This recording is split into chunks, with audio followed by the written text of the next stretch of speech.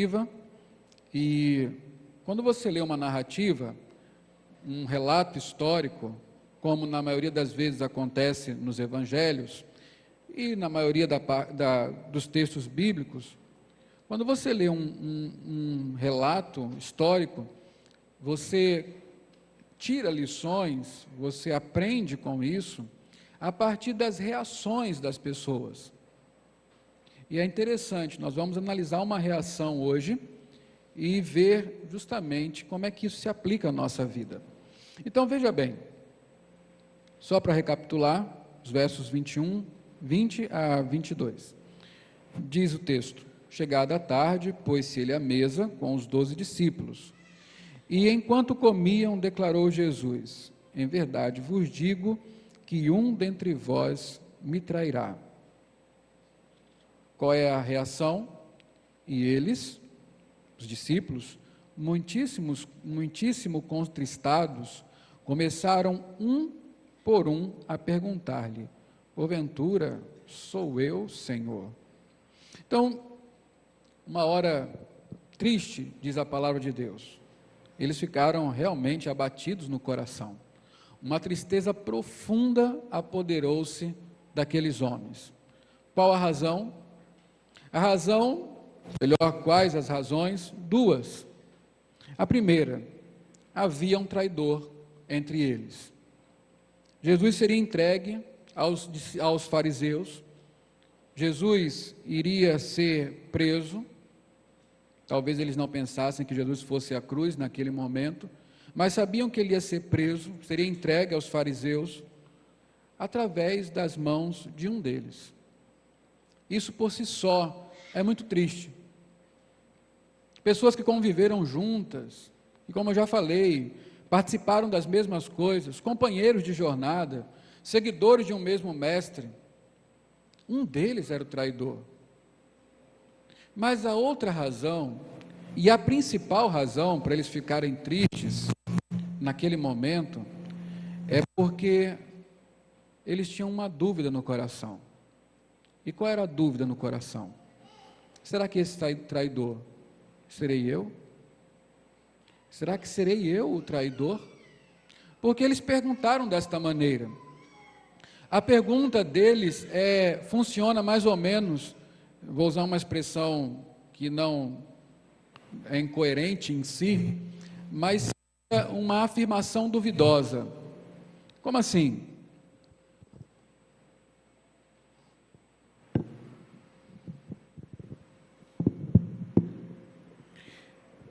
A pergunta surge da seguinte maneira: mestre, não sou eu não, né?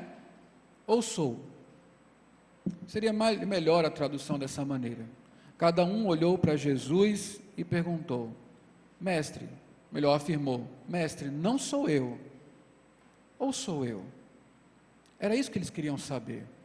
Ao mesmo tempo que eles se viam incapazes, cada um deles, incapazes de trair o mestre, ao mesmo tempo, eles paravam para pensar se de fato poderiam confiar nessa capacidade de não traí-lo. Eles confiavam, desconfiando. Eu fico pensando, se acontecesse em nosso meio, qual seria a nossa reação? A nossa reação mais natural, ao invés de perguntar, mestre, sou eu, seria mais ou menos assim: mestre, quem é? Quem é o traidor? Diz para mim, Senhor, quem é que vai trair o Senhor? Quero pegar ele agora. Se nós tivéssemos assim o ímpeto de Pedro, né? Mas nem Pedro fez isso, pelo menos não nessa narrativa. Nós falamos: Senhor, quem é? Eu vou lá acertar a conta com esse cara agora.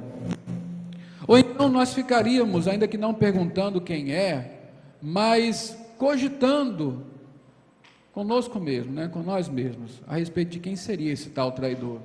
E até faríamos algumas indicações. Um poderia pensar assim: deve ser Pedro.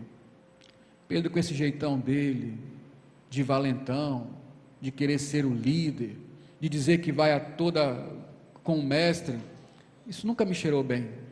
Eu tenho quase certeza que é Pedro. Outro poderia pensar assim: Rapaz, deve ser João. João, com esse negócio de dizer que é o discípulo amado, de quando se senta para comer ou se agacha na mesa, fica ali pertinho do mestre. Isso não me engana, isso deve ser um ato de falsidade. Ele faz isso justamente para ficar por perto e depois ele vai trair o mestre. Deve ser João, sem dúvida. Outro poderia pensar assim: deve ser os filhos de Zebedeu.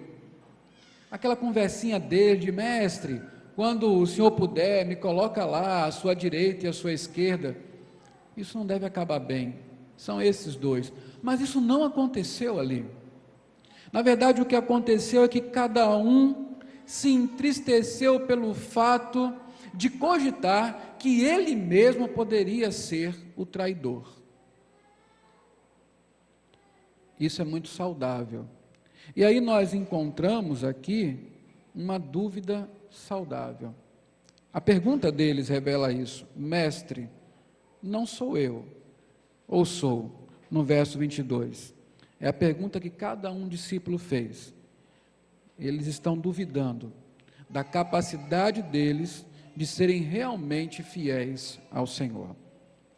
É saudável um cristão ter dúvida? O que vocês acham? É saudável uma religião que fala tanto da fé, ela subsistir com dúvida? Depende da dúvida. Depende da dúvida. Algumas dúvidas são muito salutares para a vida cristã. Algumas incertezas são muito salutares para nós continuarmos a viver a vida cristã de maneira autêntica, íntegra, real, espontânea, vistosa, apaixonada. Na verdade, algumas dúvidas são até necessárias. Algumas dúvidas são até necessárias. Essa dúvida dos discípulos a respeito da capacidade deles de poder ser fiel a Cristo, de não ser um traidor, essa dúvida certamente é saudável. E é sobre essa dúvida que eu quero falar com os irmãos nessa noite. É louvável a preocupação de cada discípulo que tem a respeito da sua capacidade ou não de trair ao Senhor. E aí a Bíblia nos ensina algumas realidades sobre a nossa segurança em nós mesmos. Eles não estavam seguros em si mesmos, por isso duvidaram se eles seriam ou não traidores. A Bíblia nos diz que maldito é o homem que confia no homem. Jeremias 17:9 fala isso, 17:5 fala isso. Maldito é o homem que confia no homem. E eu já expliquei algumas vezes esse texto. Não está dizendo ali que você não pode confiar no seu companheiro, mas está dizendo ali que você não pode confiar na humanidade, na carne, naquilo que você é. Você não pode confiar em si mesmo, para nada. Você não pode confiar em si mesmo sequer para manter-se fiel a Deus. Nós não somos capazes de fazer isso. Eu falei que algumas dúvidas são saudáveis. Você professou a sua fé. Você fez diante da igreja, diante de Deus, votos. Você afirmou que iria obedecer a Deus, que iria obedecer, sujeitar-se à autoridade da igreja, que iria andar no caminho do Senhor, leria a Bíblia constantemente, seria fervoroso em oração. Você que trouxe seus filhos ao batismo, você prometeu ali que faria todo o esforço para criar os seus filhos no caminho do Senhor. Agora, você tem certeza que pode cumprir isso? Você tem certeza que não vai falhar? Você tem certeza que vai chegar ao final da jornada? Essa é uma coisa que nós temos que pensar. Você tem certeza que vai perseverar até o fim? São dúvidas saudáveis. Quando eu coloco isso e simplesmente declaro, sim, eu posso, eu lanço sobre mim a maldição de confiar em mim mesmo, confiar nas minhas decisões, confiar no meu caráter, confiar na minha própria piedade. mas a Bíblia diz: maldito é o homem que confia no homem. Abra alguns textos comigo, para você entender por que nós não somos dignos de confiança, por que nós devemos desconfiar da nossa capacidade de ser fiel, ou ter a certeza de que nós temos o potencial para sermos traidores de Jesus Cristo. Jeremias 17:9, eu citei 17:5, agora 17:9, abra sua Bíblia aí. Jeremias 17:9. Abriu? Leia comigo. Enganoso é o coração, mais do que todas as coisas, e desesperadamente corrupto, quem o conhecerá? Esse é o coração de todo homem, tanto de um homem cristão, quanto de um homem não cristão. Todo coração é enganoso. Ele pode ser controlado por Deus, ele pode ser constrangido pelo amor de Deus, mas ainda assim ele é um terreno escorregadio. O coração do homem é enganoso. Prova disso é você ler Romanos 7 e ver Paulo, um homem extraordinário, um extraordinário cristão, dizendo: eu não entendo o meu modo de agir, eu faço o mal e faço o bem. Eu sou um cristão que ama a lei de Deus, mas ainda assim eu peco, eu não compreendo isso. Ele é vítima de um coração enganoso. Coração enganoso. Eu não posso confiar sempre nas intenções do meu coração, eu não posso confiar sempre na firmeza do meu coração, eu não posso confiar sempre nas afirmações que o meu coração faz a respeito de mim mesmo, a respeito de Deus e a respeito da minha fé. O meu coração não é um elemento seguro para determinar se eu vou ou não trair a Cristo. O meu coração é enganoso. Vamos ilustrar isto aqui. Abra 2 Samuel 12, de 1 a 7. A título de ilustração, eu vou trazer uma história bíblica de Davi, e você vai ver como é que uma pessoa pode se enganar profundamente a respeito de si próprio e da sua condição. Estamos falando de Davi. Os homens que estão aqui na classe de homens sabem que Davi é um homem que, segundo o próprio Deus, foi achado um homem segundo o seu coração. E veja como é que é um coração de um homem natural. Então preste atenção no que diz o texto. 2 Samuel 12, de 1 a 7. Diz assim: isso é depois que Davi adulterou com Betseba e matou o seu esposo. Então diz a palavra do Senhor: o Senhor enviou Natã a Davi. Chegando Natã a Davi, disse-lhe: havia numa cidade 2 homens, um rico e outro pobre. Tinha o rico ovelhas e gado em grande número, mas o pobre não tinha coisa nenhuma, senão uma cordeirinha que comprara e criara, e que em sua casa crescera, junto com seus filhos. Comia do seu bocado e do seu copo bebia, dormia nos seus braços e a tinha como filha. Vindo um viajante ao homem rico, não quis este tomar das suas ovelhas e do gado para dar de comer ao viajante que viera a ele, mas tomou a cordeirinha do homem pobre e a preparou para o homem que lhe havia chegado. Então o furor de Davi se acendeu sobremaneira contra aquele homem e disse a Natã: tão certo como vive o Senhor, o homem que fez isso deve ser morto. E pela cordeirinha restituirá 4 vezes, porque fez tal coisa e porque não se compadeceu. Então disse Natã a Davi: tu és o homem. Você entendeu como Davi estava enganado a respeito de si próprio? Os padrões de justiça dele estavam muito bem estabelecidos. Os seus critérios de avaliação estavam perfeitos. Ele só não conseguia aplicar a si mesmo esses critérios. Ele sabia que quem praticasse um crime daquele deveria ser morto. Que tamanha falta de compaixão, que desdém de um pobre, que injustiça cometida. Ele só não conseguia ver que ele fez aquilo. Ele só não conseguia ver que foi ele, o homem, que tinha a capacidade de fazer aquilo que ele fez. Ele até sabe que quem faz uma coisa dessa mereceria morrer.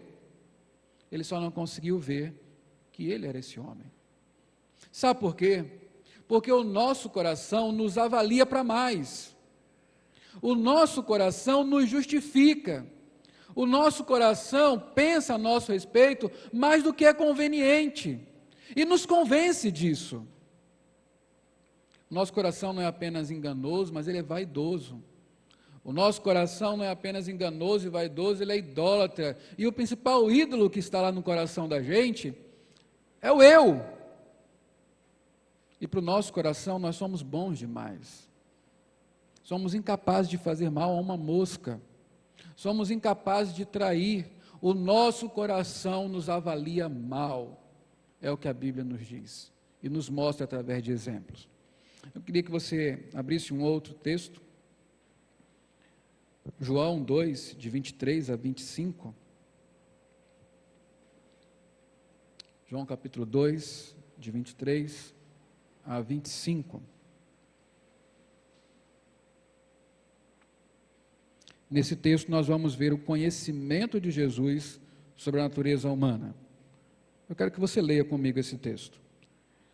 João 2, de 23 a 25. Vamos ler juntos? Estando ele em Jerusalém, durante a festa da Páscoa, muitos, vendo os sinais que ele fazia, creram no seu nome. Mas o próprio Jesus não se confiava a eles, porque os conhecia a todos, e não precisava de que alguém lhe desse testemunho a respeito do homem, porque ele mesmo sabia o que era a natureza humana. Segundo a avaliação de Jesus, a natureza humana não é digna de quê? De confiança. A natureza humana não é digna de confiança. Muitos creram em Jesus, mas Jesus não se confiou neles, porque ele sabe o que é a natureza humana. Meus irmãos, muito melhor do que nós, Cristo sabe quem somos e qual a capacidade que nós temos de fazer o mal, de traí-lo, de negá-lo. Confiando naquilo que Cristo falou e na sua avaliação, que é muito melhor do que a nossa, apoderando-nos do Evangelho, crendo no que está escrito, eu tenho que ter a certeza de que a minha natureza não é confiável. Não é confiável. Então, cabe muito bem para mim a pergunta: Senhor, uma vez que há traidores, eu sou o traidor? Eu lhe tenho traído? Eu tenho essa capacidade, eu sei que eu tenho. A sua palavra me mostra nisso, portanto, Senhor, que não seja eu, tenha misericórdia de mim. Essa é uma postura correta. Agora, como é que nós, irmãos, sabendo que somos assim, como é que nós podemos, então, não trair o nosso Redentor? Essa é uma boa pergunta que deve ser respondida. Como é que eu posso ter certeza que não vou trair o meu Redentor? Essa certeza, meus irmãos, ela não pode ser dada a longo prazo. Essa certeza é obtida dia a dia. A cada novo dia vencido. De que maneira? Perseverando na fé que há em Cristo. Na fé em Cristo, a fé em Cristo poderá nos guardar de sermos traidores. Não é confiar em nós, mas confiar em Cristo. A história nos surpreende, falando de pessoas piedosas que caíram. Ninguém é incapaz de cair. Homens e mulheres que, até onde nós sabemos, eram santos, engajados, pregadores do Evangelho.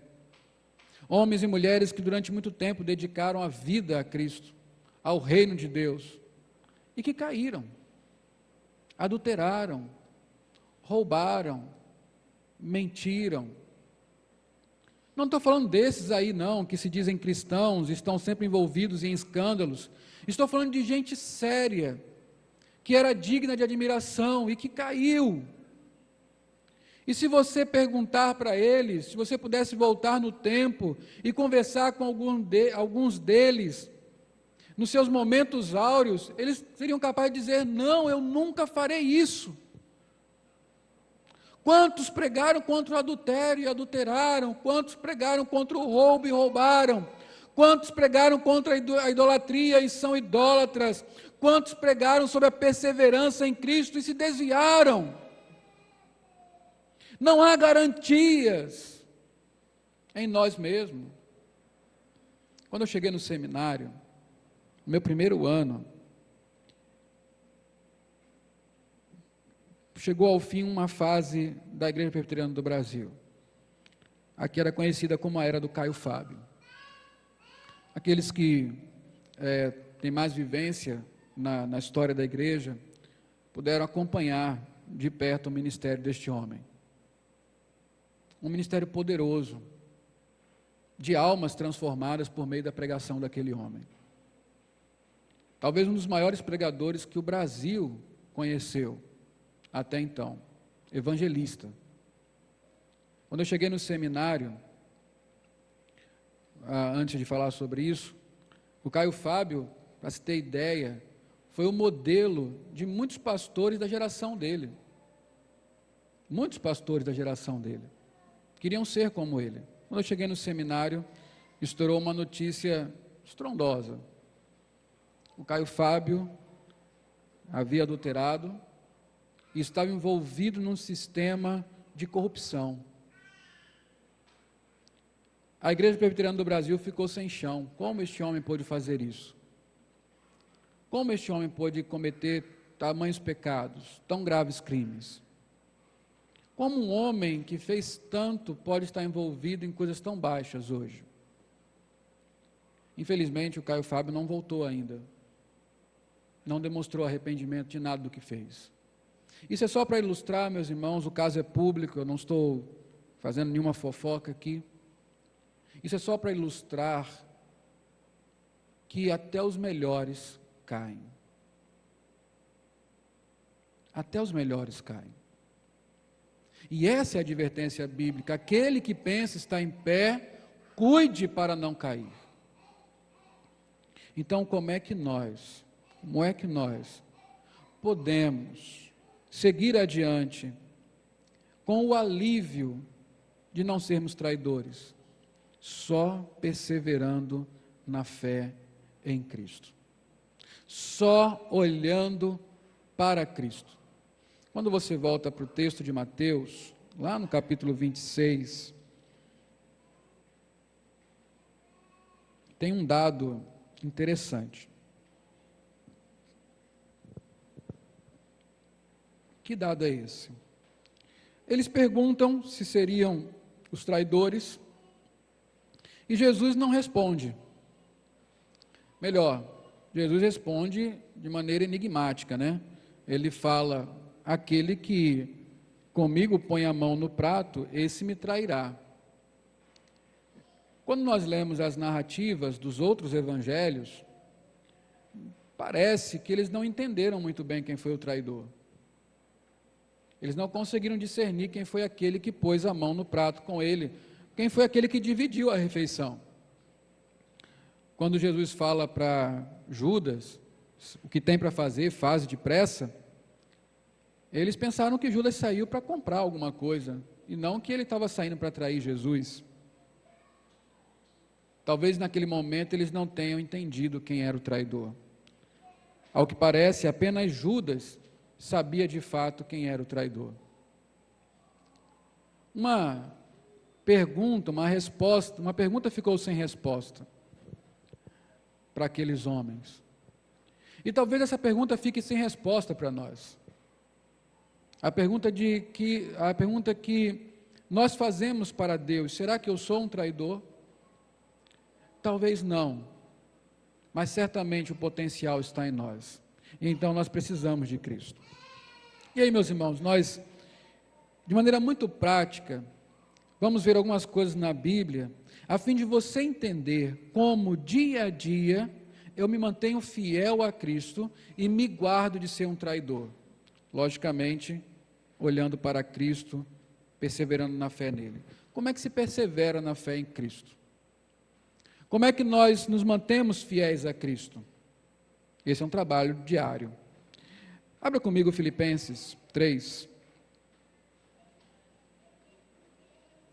Filipenses no capítulo 3, versos de 12 a 16. Nós conhecemos demais esse texto. Paulo, final de vida, um velhinho já, um senhor maduro, um homem que estava perto da sua morte, um homem de uma ficha de trabalhos prestados ao Senhor e ao reino enorme. E este homem chega ao final dizendo o seguinte: não que eu tenha já recebido ou tenha já obtido a perfeição, mas prossigo para conquistar aquilo para o que também fui conquistado por Cristo Jesus. Irmãos, quanto a mim, não julgo havê-lo alcançado, mas uma coisa faço, esquecendo-me das coisas que para trás ficam e avançando para as que diante de mim estão, prossigo para o alvo, para o prêmio da soberana vocação de Deus em Cristo Jesus. Todos, pois, que somos perfeitos, tenhamos este sentimento, e se porventura pensares de outro modo, também isto Deus vos esclarecerá. Todavia, andemos de acordo com o que já alcançamos. Segundo esse texto, qual é a atitude ou o entendimento que nós devemos ter a fim de nos guardarmos do abandono e da traição do nome de Cristo? Nós temos que ter a convicção de que ainda não chegamos lá. Muitos caem pelo caminho e ficam pelo caminho porque se convenceram de que chegaram lá. Chegaram ao ponto ideal, mas não se chega lá até estar lá. Essa é uma máxima lógica. Enquanto não chegarmos ao reino, nós não chegamos, então temos que continuar a caminhar. Temos que prosseguir para o alvo. Os que acham que chegaram em algum lugar, param e serão traidores, desviarão do caminho. Os que não perseveram, ficam, serão traidores do Senhor. A grande convicção nossa é esta mesmo: somos peregrinos, estamos em jornada, o caminho não terminou. Se lembrarmos do pastor Cláudio Honor com Dona Zinete cantando, ainda é longe Canaã. Temos que caminhar, temos que prosseguir para o alvo não foi atingido ainda, e nessa vida não o atingiremos. Essa vida, ela não é suficiente para que nós cheguemos lá. Estão lançando aí o Alphaville, e aí lá no outdoor diz assim: você saberá que chegou lá quando estiver lá. É mais ou menos assim. Também não estou vendendo nada no Alphaville, né? Preciso saber de cor. Então, mas é justamente isso. Nós só saberemos que chegamos na perfeição quando estivermos na perfeição. Nós só estaremos seguros quando estivermos definitivamente com o nosso Rei.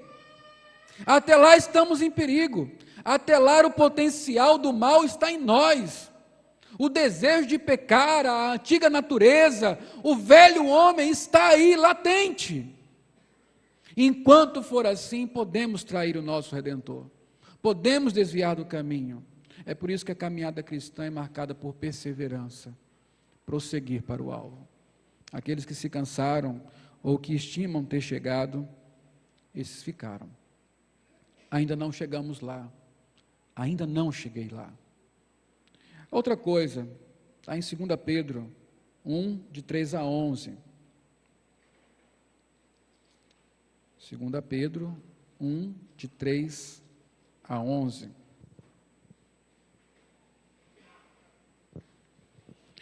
É uma coisa que nós temos que identificar na nossa vida.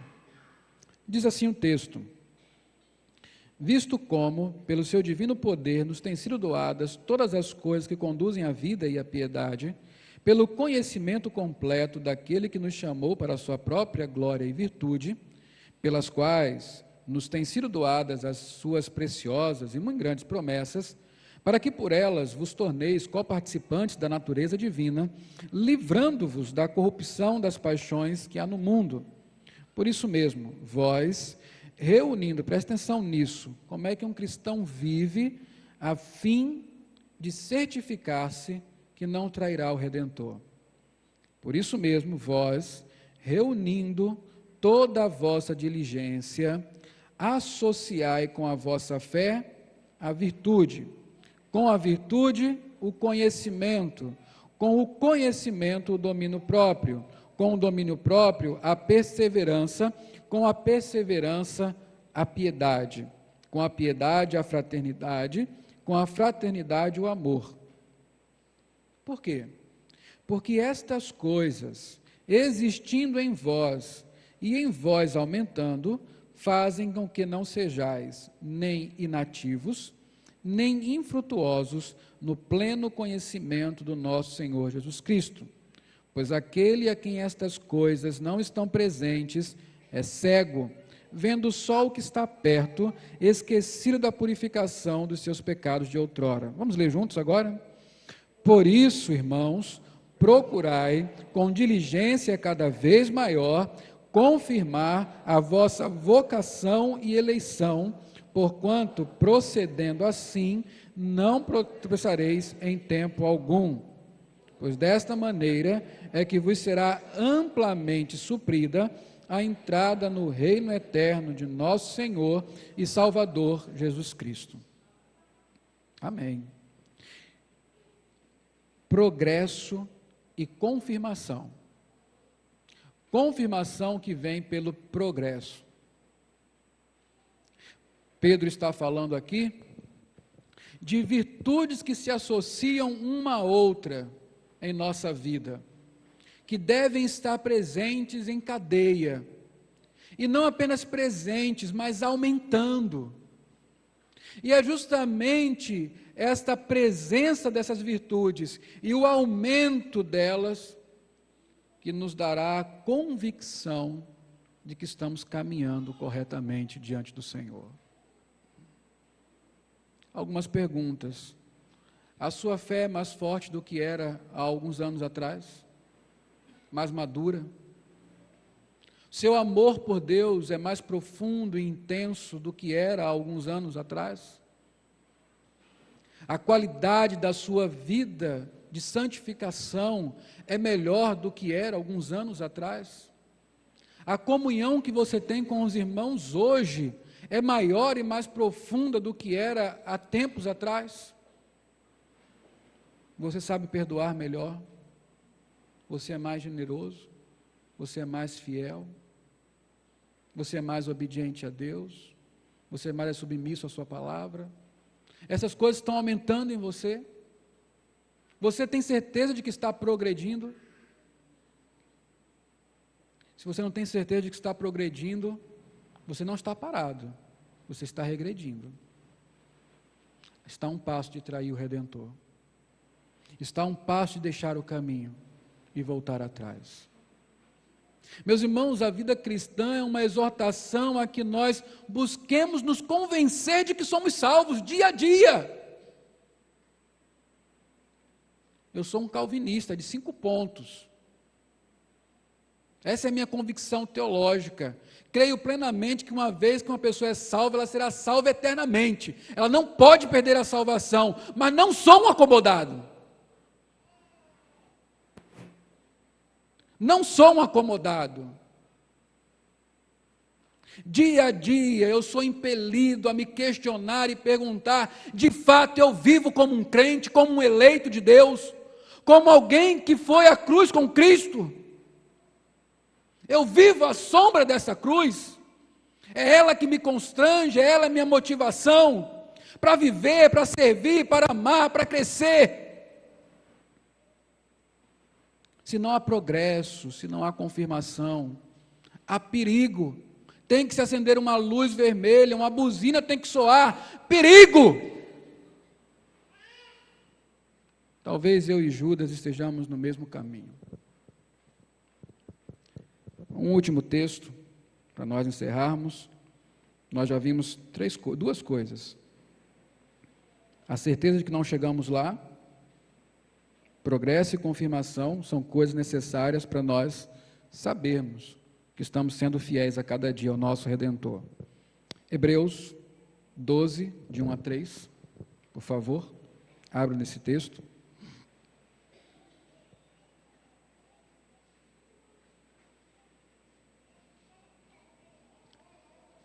Hebreus 12, de 1 a 3. Diz assim a palavra do Senhor. Vamos ler juntos?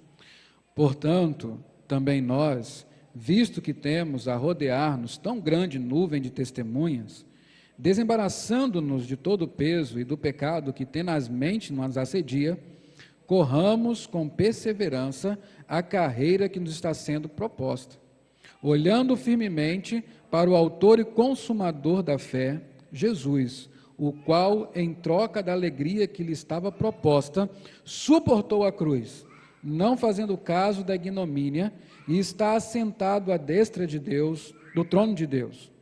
Considerai, pois, atentamente, aquele que suportou tamanha oposição dos pecadores contra si mesmo, para que não vos fatigueis, desmaiando em vossa alma. E aqui, a principal de todas as coisas é justamente isso. Corramos com os olhos em Cristo. Nem mesmo uma vida de piedade pode nos livrar de cair, de trair o Redentor. O que realmente pode nos livrar é o fato de nós olharmos para Ele. É correr com um alvo em vista, Cristo Jesus. Ele é o autor e consumador da nossa fé.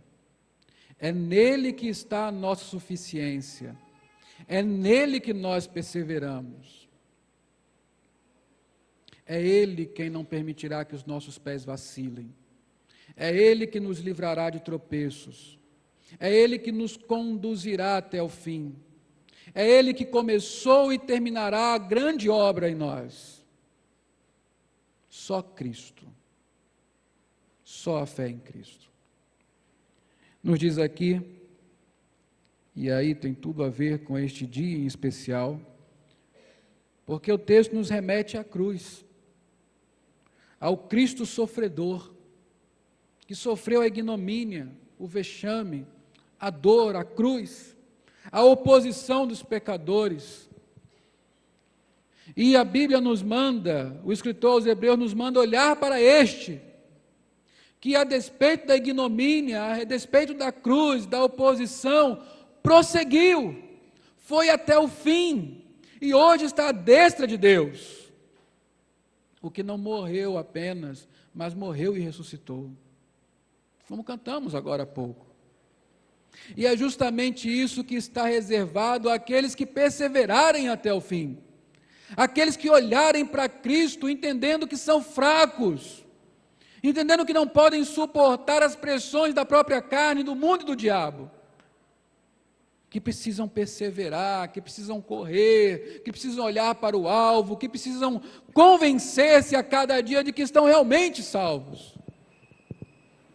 E a despeito das lutas que possamos passar, da oposição, se os nossos olhos estiverem em Cristo, nós venceremos.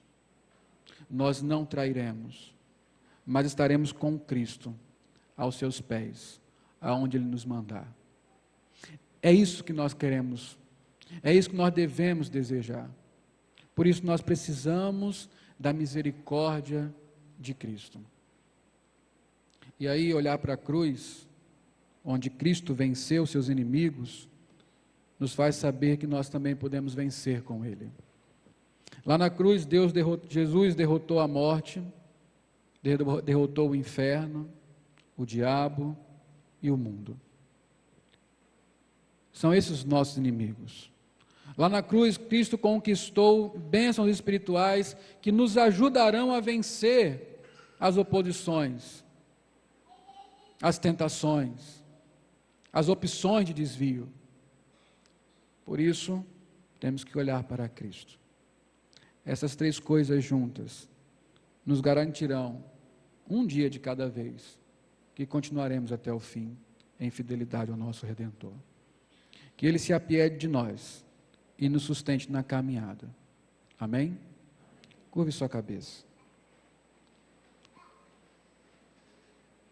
Ore ao Senhor. Nada mais cabido para o momento do que clamarmos por misericórdia.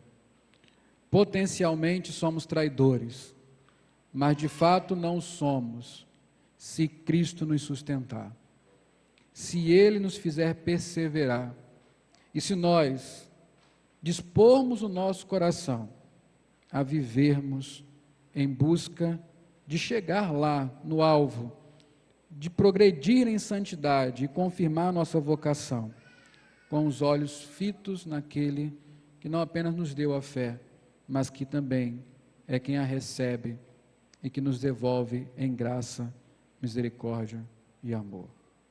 Ore ao Senhor.